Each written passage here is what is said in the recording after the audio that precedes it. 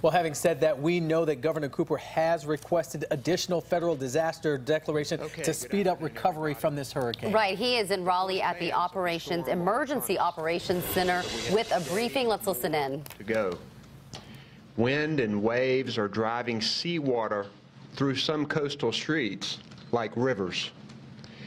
Nearly 30,000 people in North Carolina already are without power, and that number is rising. Roads are beginning to flood along our coast, including Highway 12 along the Outer Banks. The worst of the storm is not yet here, but these are the early warnings of the days to come. Surviving this storm will be a test of endurance, teamwork, common sense, and patience. The heavy rains and high winds are likely to spread across North Carolina and linger for days. Right now, tropical storm force winds and even hurricane force winds powerful enough to destroy buildings are at our coast. Conditions will continue to deteriorate with strong winds, heavy rainfall, and significant storm surge today and tomorrow. With the extreme storm surge along the coast, rivers will start to overflow because when flowing river waters meet the ocean surge, there's really nowhere else for the water to go. As Florence moves inland, we'll see more rain and more flooding from our rivers. And remember that rivers keep on rising even after the rain stops. Already areas of the northern Cape Fear River and Bogue Sound are flooding, and we're watching the Neuse River rise. At mid-afternoon, the Weather Service had issued 43 flash flood warnings. I want to thank you to the people who have evacuated and are prepared, but to anyone still unwilling to take this storm seriously, let me be clear. You need to get yourself to a safe place now and stay there. We in North Carolina have to shift from preparation to determination. We will survive this, and we will endure. In order to help speed more federal help, I've requested an additional disaster declaration for cleanup and recovery. Here at the State Emergency Operations Center, people have been working around the clock, and they are ready. Workers are helping more than 12,000 evacuees settle at about 126 shelters across the state, and they are opening more as needed and as we speak. Emergency Management and FEMA have strategically positioned supplies and equipment across our state. Food and water is ready to be dispersed to wherever it's needed. Emergency personnel, including swift water rescue teams and emergency medical personnel from North Carolina and 19 other states, are staged here. Earlier today, I visited with some of the teams who are prepared to help us out as we get through this storm. And in fact, I talked to teams from Florida and Ohio today, and I told the team from Ohio we were not going to debate who's first in flight here because they're helping us out tonight. And I'm grateful to each and every one of those people. It's gratifying to drive through central North Carolina and see utility trucks, earth movers, and rescue vehicles sitting there ready to go. Thank you to all of these public servants who put their own lives at risk to protect the people of North Carolina. As the storm hits, remember to call 911, but only in the event of emergency. Dial 211 if you need shelter, food, or other non-emergency information or assistance. And then I'd like for people to remember these 5 things. Number 1, never drive on roads covered by water. It only takes a few inches to wash away a car. If you come across a road covered in water, turn around immediately. Number 2, stay indoors, stay away from windows, and close storm shutters, particularly during the storm. Don't be a hurricane spectator. Number 3, never use generators indoors. Deadly levels of carbon monoxide can build up quickly. Number 4, stay in a secure space, like a small interior room, a closet, or a hallway, particularly when the wind is high. Stay on the lowest level of your home, particularly when you sleep, because trees can fall.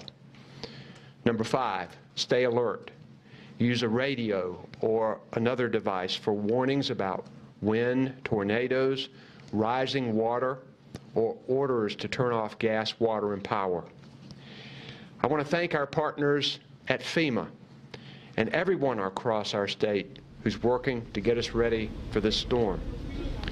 I'd like to introduce a part of our North Carolina team that's helping to lead up the efforts. Have on my far right the Secretary of the Department of Public Safety, Eric Hooks. Next to Eric is our Emergency Management Director, Mike Sprayberry. Just to my right is the Commander of the North Carolina Highway Patrol, Colonel Glenn McNeil.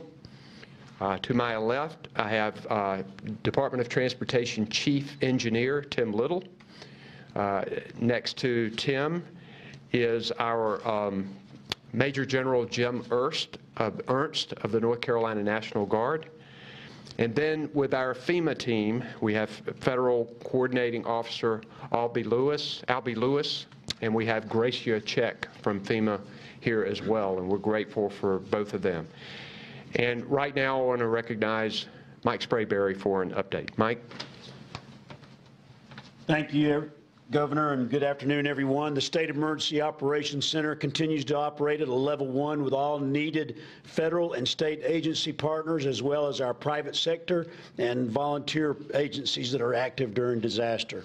As the Governor said, the state is beginning to feel the impacts of Hurricane Florence. This means that the delivery of resources will soon cease and first responders will shelter until the storm passes. It's important to remember that. We continue to focus on shelter operations, and we thank our local partners who are stepping up to assist us as we shelter their fellow North Carolinians from Hurricane Florence. We've now amassed significant response assets such as 2,800 soldiers and airmen, ambulances, search and rescue task forces, aviation assets, pumps, swiftwater rescue teams, generators, and commodities in order to provide the full spectrum of response capability for the operation. Please make sure you follow the guidance of your local officials and make sure you stay tuned in to your local media. Thank you very much. Now we'll get a report from Colonel Glenn McNeil, Commander of the North Carolina Highway Patrol. Colonel McNeil. Thank you, Governor. Good afternoon. As rain continues to fall heavily across portions of our state, roadway conditions in the affected areas will continue to diminish. Residents are encouraged to stay updated by monitoring their local media outlets, radio programs, and all available information on the Ready NC app. Attempting to drive during the height of this storm should be completely avoided. Strong winds, heavy rain, flooded roadways will lead to very treacherous driving conditions throughout several days. Washouts in the eastern portion of the state have already made certain roadways impassable. Among the impacted areas, our troopers have responded to 26 collisions and responded to 95 calls for service. As the storm continues to move west, the impacted areas across our state will receive road washout and be covered with standing water.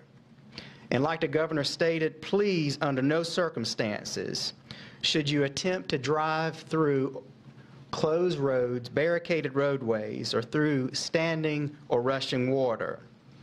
I would like to also emphasize, please, do not call 911 or Star HP for any other reason than an emergency. For all updated roadway conditions, please visit drivenc.gov.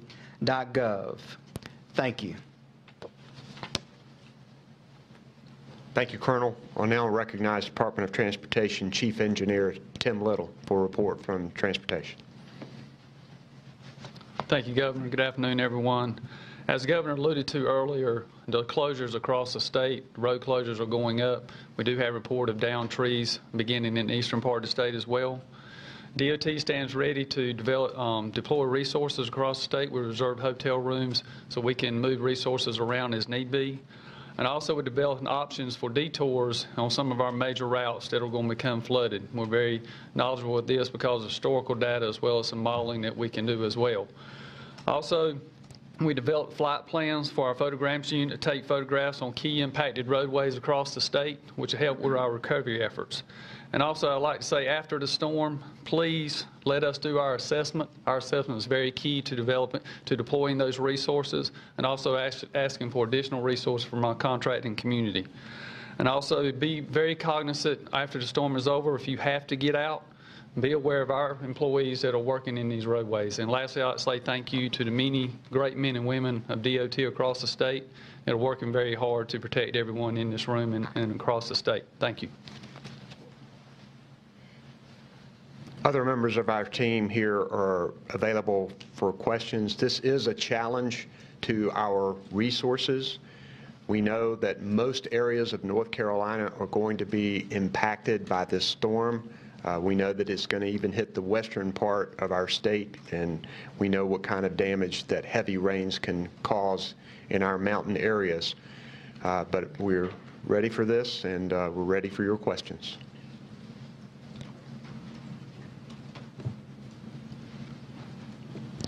Hi, this is Zara Hirji from BuzzFeed News. Wondering if you have a number yet of how many people all have evacuated to shelters so far?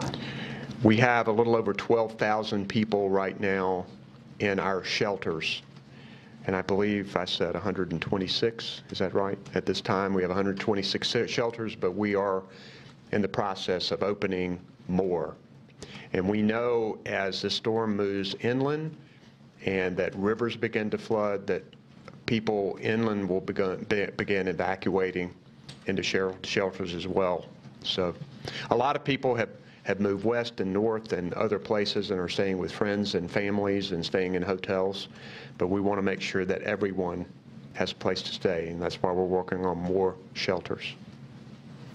Governor Jeff Beard with WUNC Radio. Wanted to ask you. And that was Governor Roy Cooper giving us an update on what's happening throughout the state.